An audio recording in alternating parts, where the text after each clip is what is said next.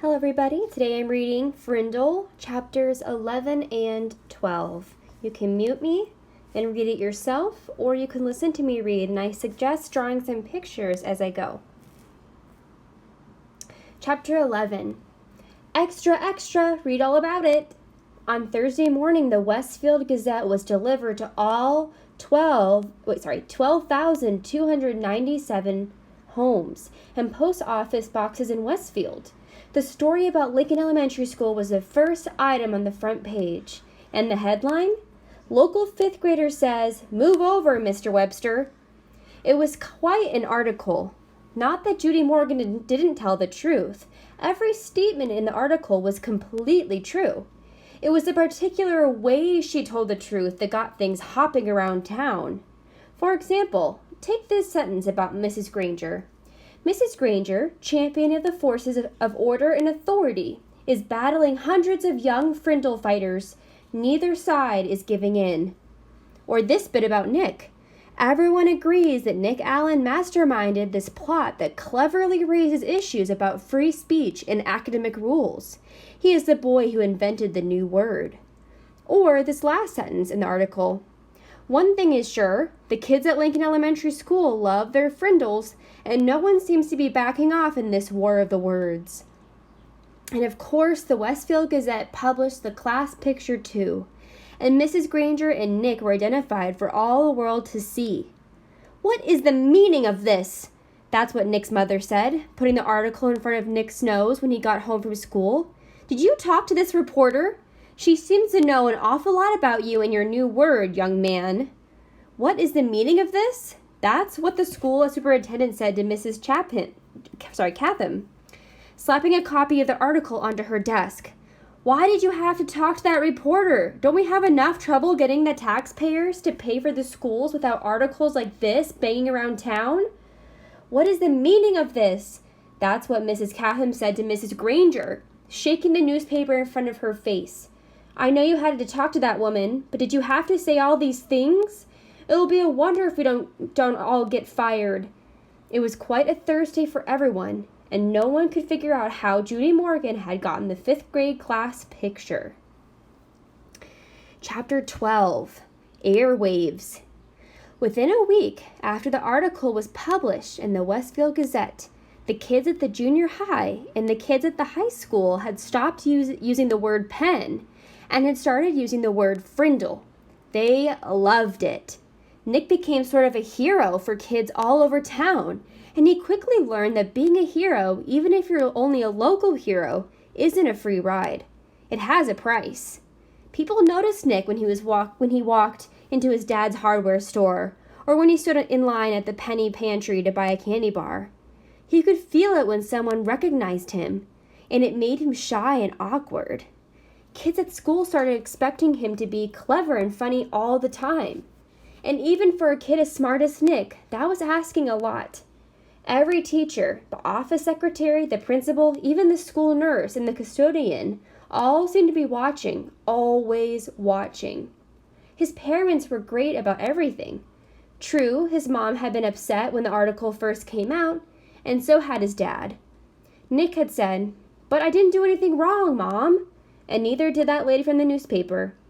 And his parents could see that he was right.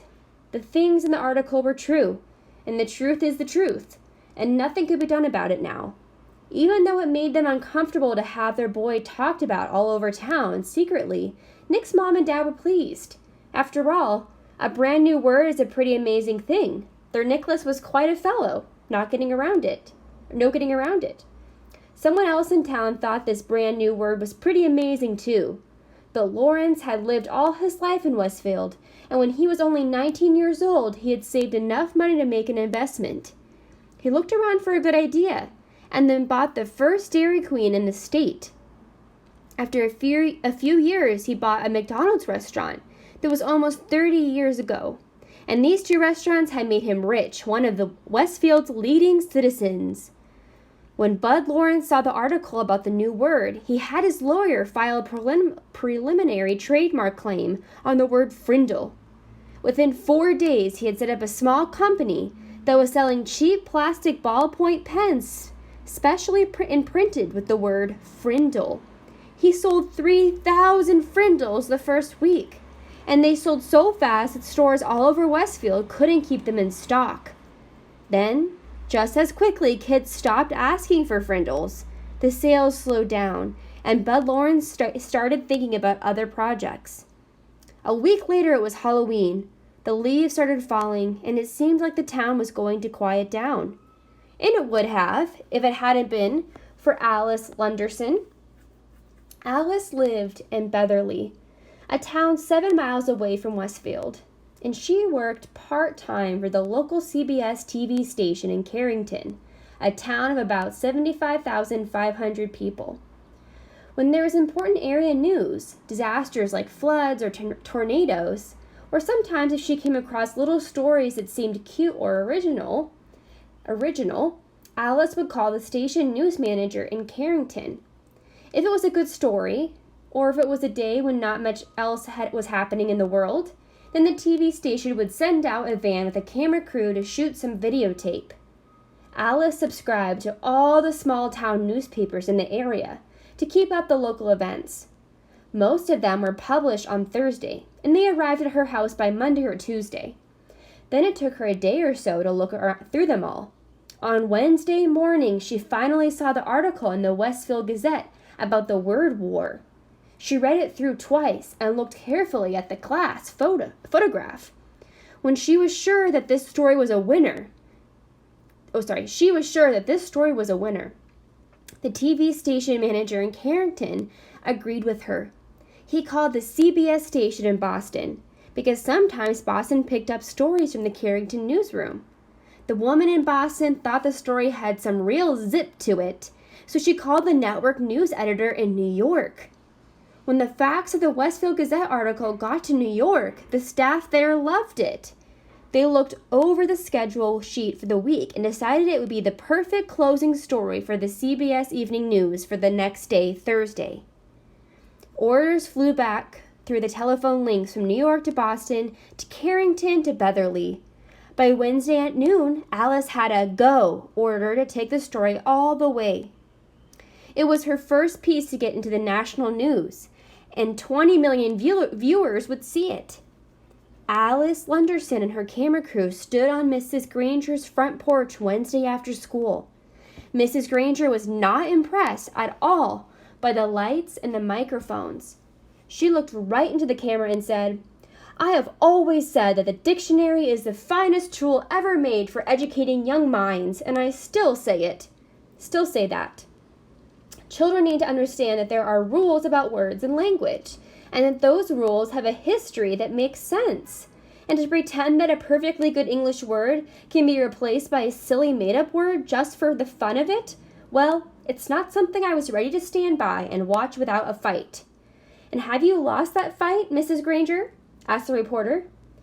Mrs. Granger turned her eyes up to a nearly full power, so she looked into the camera, and with a pale smile she said, "It's not over yet." When Alice and the crew showed up at Nick's house, the Allen family was ready for them. Mom and Dad sat on the couch with Nick between them. Nick squinted into the lights. His mom had worked out with Nick what he could say and what he couldn't say. "You remember, young man," she had told him as she combed his hair, "these reporters are just looking for a quick story that will make some excitement. But you have to stay here and live in this town, so mind your P's and Q's." As they sat there on the couch, Mrs. Allen had her foot on top of Nick's under the coffee table, and if she pushed down, it meant that the reporter had just asked a question that she was going to answer for him. Mrs. Allen did not trust reporters. "So tell me, Nick, why did you make up this new word, Frindle?" asked Alice Lunderson.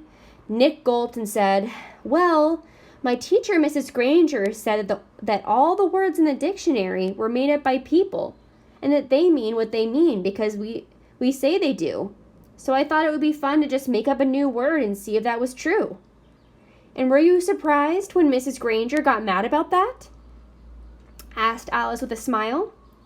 There's a push on Nick's foot, and his mother said, "We never felt that Mrs. Granger got angry." When everyone started using the word Frindle, it just got to be a disruption, that's all. She's really a very fine teacher. Yeah, said Nick. I mean, I learned a lot about words, and without her I wouldn't have. So what's next for you in the new word? Alice was wrapping it up. She could see that Nick and his parents were not going to be pushed into saying anything controversial. So she just kept it light and happy. Well, said Nick, the funny thing is, even though I invented it, it's not my word anymore. Frindle belongs to everyone now, and I guess everyone will figure out what happens together. Alice also had a short chat with a worried-looking Mrs. Catham and a smiling Bud Lawrence, maker of the official Frindle. Then she shot her opening bit and her closing bit, and the camera crew drove back to Carrington to edit all the pieces and put them together into a 2-minute news story. The next night, when all the serious news about wars and oil prices and world food supplies had been talked about on the CBS Evening News, the anchorman looked into the camera and smiled. He said, "It is believed by many that the word quiz was made up in 1791 by a Dublin theater manager named Daly. He had bet someone that he could invent a brand new word in the English language, and he chalked up the letters Q-U-I-Z onto every wall and building in town. The next morning, there it was, and within a week, people all over Ireland were wondering what it could mean, and a new word had been created. Quiz is the only word in English that was invented by one person for no particular reason. That is until now. Now there is a new word, Frindle, and here is Alice Lunderson in Westfield, New Hampshire, with the story." Alice came on the screen with a short introduction. Then, right there on TV, Mrs. Granger and Nick and Bud Lawrence and Nick's mom were talking to 20 million people about Frindles. One of those 20 million people was a producer for The Late Show with David Letterman. And another one of those 20 million people was a staff writer for People magazine. And another one was a writer for 321 Contact magazine for kids. Dozens of other writers and producers and marketing people saw the story on the news, and all of them smelled a great story. During the next 3 weeks, every man, woman, and child in America heard about this funny new word that kids were using instead of the word pen. And kids in Ohio and Iowa and New York and Texas and California started using it too. Bud Lawrence was suddenly flooded with orders for anything with the word Frindle on it, and he quickly got interested again. But there were complications. Bud's lawyer said, "You see that stack of orders there? Trouble. That's what that is. We got a trademark filed, but it's only like an application. The whole country knows that that little kid made up the word, and unless you make a deal with his dad, you're going to end up with nothing, maybe even a big fat lawsuit. That kid owns that word." When Mr. Allen came home at lunchtime, his wife told him that he had to call Bud Lawrence. It's something about the new word. I'm going to pause here.